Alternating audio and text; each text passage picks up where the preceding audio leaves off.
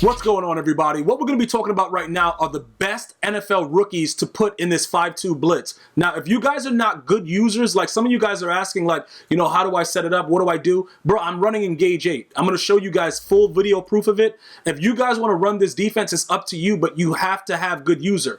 Number one thing I'm going to ask you guys to do is I'm going to recommend this Montez Sweat, all right? 98 speed, 99 acceleration, he's 6'6". I'm going to need you guys to go ahead and get that card if you're going to be running this blitz, all right? Obviously, you're going to need Lawrence Taylor, Jason Taylor, Julius Peppers. These are the players that I'm using. I'm just letting you understand that it's because of their speed and their length that makes the blitz work like this, all right? 93 speed, 93 acceleration, Josh Allen, all right? So we have two of those rookies right now. I just showed you Sweat. I showed you Josh Allen. Now I'm going to show you the last guy, Burns, right? You guys need to make sure that these players are put into your lineup. They're very, very cheap. All right, they're not going to cost you too much. Plus, EA is giving away everything for free anyway, so you should be able to, you know, manipulate your way into getting this. 95 speed, 95 excel. Notice the height, 6'5". All right.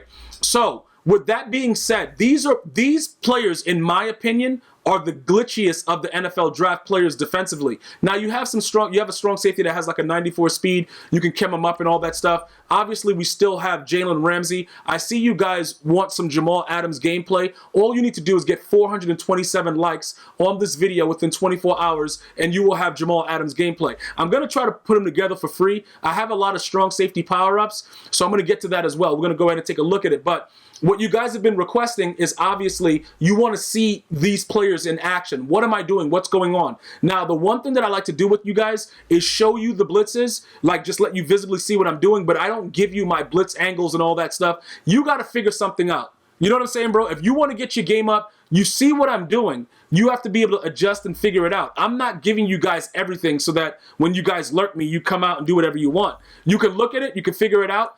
I'm never going to tell you guys anything else, and anything else, because in Madden 16, I shared some blitzes with you guys, and then you guys lurked me, and I was getting dominated. Because what happens is, even if you try to mimic what I'm doing, you don't know exactly what I'm doing unless you see the blitz angles and you see the specific zones. Because none of the plays that I pick, I keep everybody in their same exact zone. I do the quick links and I change it up a little bit. So I adjust it, right? But you guys ultimately see what goes on within the play. So that's what I'm going to ask you guys to do, as I always do, because I get lurked every single day, and dudes are outright just doing it and don't care. So in order to make the game a little bit more fun for me, I prefer to not give all the guys that watch the videos, like, yo, do this blitz. Nah, bruh, I'm running 5-2 right now. I'm running Engage 8. Every single snap. Every time I put the game in for the rest of the year, I'm running Engage 8. I might go to cover 2, cover 3, depending on certain things, but it's going to be 5-2, and you're going to need this system of having speedy dudes out there. You're going to need some speedy D tackles who you can put in at D tackle, but they're obviously left end and right ends, all right?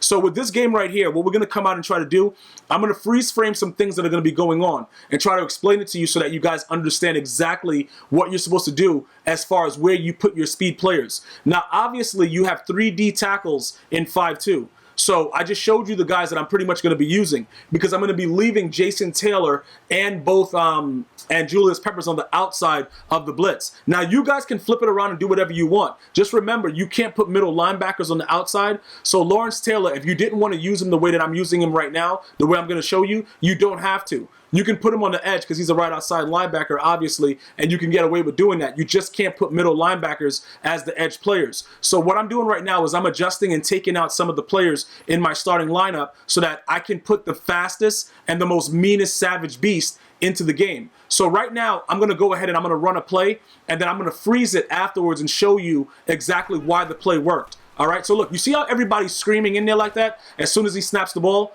dudes are just flying in there. It's a reason for that. I'm going to explain that to you right now. So pretty much what happens is this, right? I'm going to go through right here, and I'm going to show you, let you see everything that's happening. All right?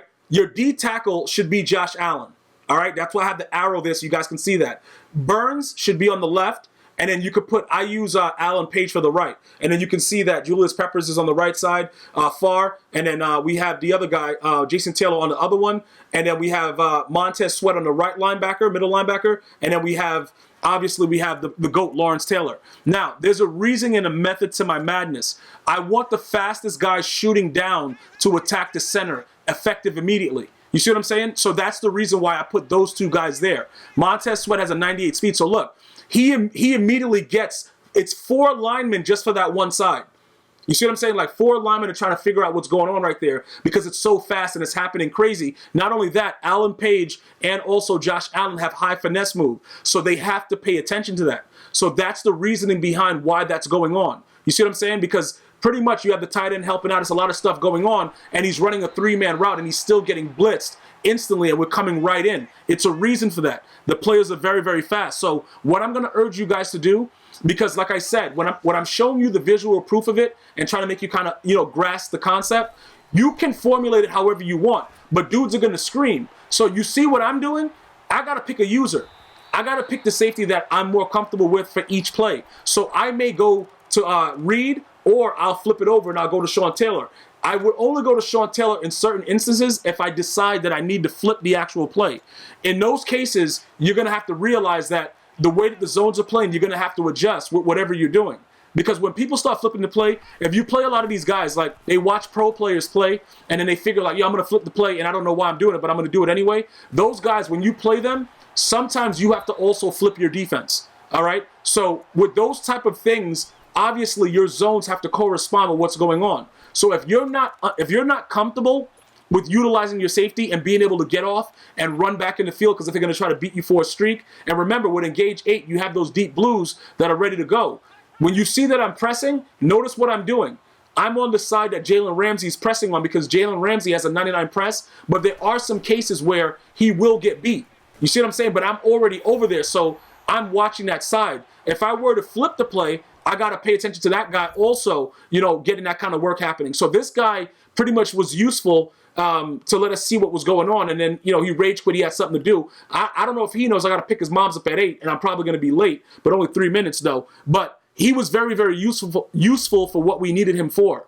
Is just to show you basically these NFL draft players, these specific NFL draft players are very, very good for 5-2. Now, if you're running 4-3, you're running 3-4, and you're trying to do the same system, it's a chance you can do the same things. It's not like you have to only do it out of 5-2. I'm just giving you food for thought. Because what happens is this, right? If you formulate a defense like that and you play even a really, really good player, you're going to become very, very wild for them to have to try to beat it. Because what happens is if you're able to stop the run the way that I am out of that Engage 8 by doing adjustments, they really can't do much. Because what they're going to try to do is hit you with the toss. And obviously in the 5-2, you would just spread the line and see what's going on with that. You see what I'm saying? So there's a lot of different methods to what's going on. So as I show you what's going on with the team, I'm letting you guys understand. In addition, I don't have anything on these guys other than lockdown. So the lockdown doesn't really, they're D linemen. But they also are very, very special D linemen that can also get tip drill. So that's something else that you would probably want to consider. None of these guys can get out of my way. So when you look at that aspect, I'm probably going to, end up putting tip drill on these guys instead of unfakeable. Because I have to agree with a lot of you. Unfakeable makes you get spun out even faster. So it's a wild situation that you have to, deal with. With those situations, it's all about you strafing and waiting for the guy to spin and then going for the tackle. So I might end up taking, taking that unfakeable off and probably putting tip drill on all 3 of these NFL rookies because all of these guys are different types of prototypes, but they're so big though. Like their bodies, like most of the time when you blitz these guys, if the quarterback is in the pocket and they're trying to escape, they'll follow them and then they'll jump and attempt to bat the ball down.